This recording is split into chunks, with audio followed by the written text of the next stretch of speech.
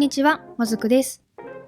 今回の動画は視聴者さんのご依頼をもとにお部屋を作るモッツルームという企画です。早速今回のご依頼はたぬきちのローン地獄に大変苦労したのでちょっとはギャフンと言わせたいということで、ラボの壁、冷凍庫、診察室のデスクを使って普段は楽しく生活しているのに日夜ひっそりとたぬきちに逆襲を企む秘密基地を地下に作ってほしいそうです。自宅地下室以外は暖かい部屋にして、ここだけ雰囲気を変えて本性が出ている感じにしてほしいとのことです。それではどうぞ。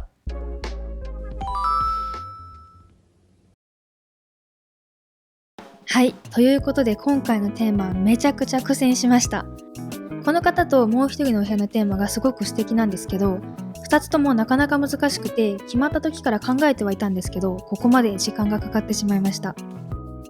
で、苦戦した理由が、希望の壁と家具を見た時にパッと浮かんだのがお部屋全体がシルバー基調の機械っぽいお部屋だったんですけど、それだとシンプルすぎるかなっていうので、そこにとらわれないようにいろんなジャンルで作っておいたんですけど、なかなか決まらずで、悩んだ末決まったテーマが機械×廃れた雰囲気で怪しさを出すというテーマになりました。まず壁紙から決めていくと、指定のラボの壁紙はメインで使うとやりすぎ感が出るのでアクセントで使ってメインはファクトリーな壁にします。で、床は光ゴケの床にして廃れた雰囲気を出します。エントランスはコンクリート、ライトは家具が白飛びしないように真ん中らへん。環境音は雰囲気に合わせてヒーリングにします。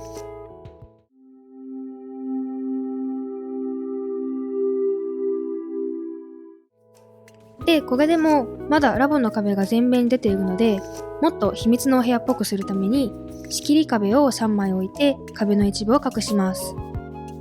さらにラボの壁が見えているところは厳重な感じにしたいので、コンクリートの柱を並べて小さなお部屋を作ります。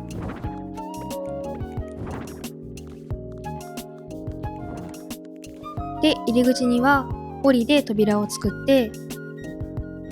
間違えて誰かが入ってきてしまった時のためのカモフラージュとしてすぐのガーランドをたくさん配置しておきます。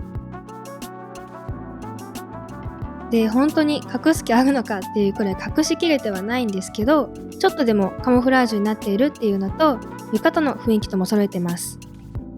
で、今ライトは白色にしているんですけど、床と粒に合わせて緑にしてもいいかなと思ったので変えます。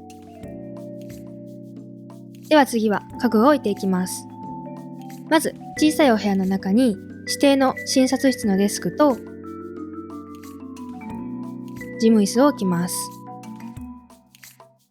さらにもっと秘密のお部屋っぽくするために、まだ一度も使ったことがないんですけど、スライムランプを置きます。今までこのランプどうやって使ったらいいかわからなかったんですけど、なんか正解を見つけた感じです。次は右側だけにグレーのフロアタイルを敷いて、小さいお部屋の前にマンホールとスチールフェンスを置いてメリハリをつけます。さらに家具を置いていきます。檻の扉の前にはまだ運び途中の医療ワゴンと、壁沿いには正面から見た時にお部屋を隠してしまわないように端末で置けるメーター付きバルブを置いておきます。次は壁を飾っていきます。ファクトリーな壁に合わせた歯車と、いろんな場所を開ける鍵、さらに空間に立体感を出すための両面ウォールクロックを飾っておきます。ちなみに歯車を飾ったことでお部屋の環境音はこんな感じになりました。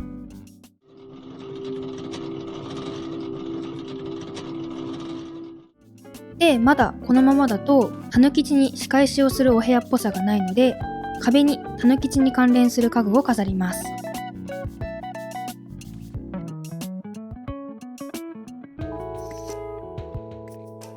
さらに小さいお部屋の中に家具を置いていきます。何かしらの資料を印刷するコピー機と何かしらが入っているミルク缶を置いておきます。次は右側の空間を作っていきます。おそらく仕返しで使う材料の栽培棚と積まれた袋、床とガーランドに合わせた光ゴケを置いておきます。横には展示ケースの中にタヌキチを罠におびき寄せたり騙したりするための偽札が入ったジュラルミンケースを置いておきます。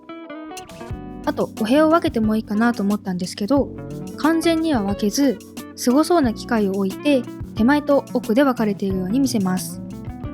で、さらに機械の後ろにはこれまた初めて使う培養ポットと、その後ろの隙間にはメーター付きバルブを置いておきます。で、培養ポットの中にはタヌキチに仕返しをするために恐竜を生き返らせて怖がらせるという設定で恐竜のおもちゃを入れておきます。で、全体を見てもらうとちょっと緑すぎるかなと思ったので裸電球を配置してバランスを取ります。さらに仕切り壁にはお決まりのエアコンを配置しておきます。次は手前側を作っていきます。すごそうな機械の前には培養ポットを管理するための操作パネルを置くんですけど、ウォールクロックとコピー機、ミルク缶、つまげた袋と色を合わせたいので電源を切っておきます。さらに操作パネルの椅子も床やガーランドと雰囲気を揃えるために光ゴケの出具にしておきます。次は天井と壁をお部屋の雰囲気に合わせて家具を配置していきます。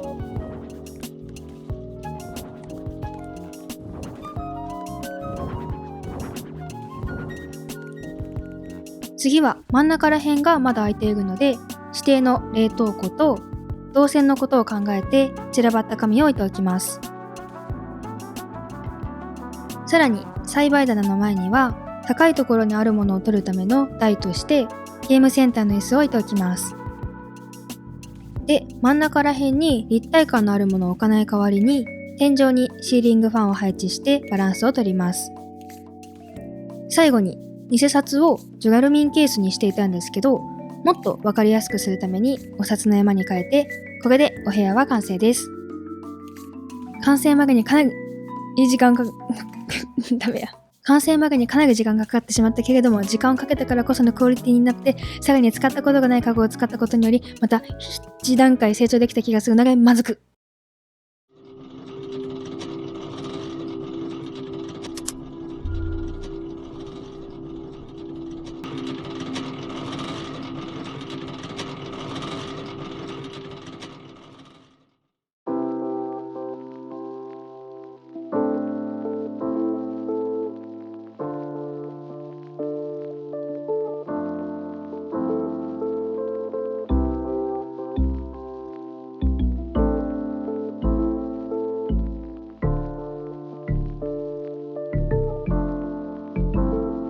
いかがでしたでしょうか。